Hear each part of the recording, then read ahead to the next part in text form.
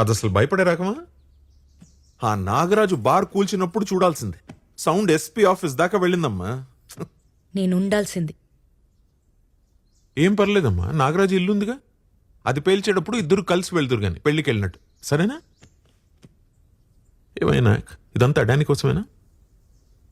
ఆ డానీ గాని ఖచ్చితంగా కొడతాను సార్, కానీ ఎలా కొట్టాలో ఇంకా నేను డిసైడ్ చేసుకోలేదు.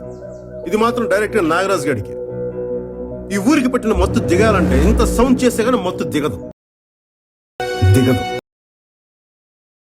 ఇదివరకు ఉన్నట్టే ఇప్పుడు ఉంటా అని డిసైడ్ అయిపోయాం, అంతేనా? ఉద్యోగం, పెళ్ళాం, సంసారం ఏది అసలు ఏది చూసుకో. ఉద్యోగం వదిలేసా కాబట్టి అక్కడి దాకా వెళ్ళాను. తనుంది కాబట్టి అక్కడితో వదిలేసా. నాయక్, దేనికైనా రూల్స్ అంటూ ఉంటాయి. నువ్వు మరీ ఇలా తెగించేస్తే కుదరదు. నో. ఆ రాత్రి సెల్లో కాకుండా రూమ్ లో కూర్చోబెట్టమన్నారు. అప్పుడు రూల్స్ ఏమయ్యాయి సార్? కరెక్ట్, అట్లా అడుగు. రేయ్, నోరు మూసుకుంటే మీరిద్దరు.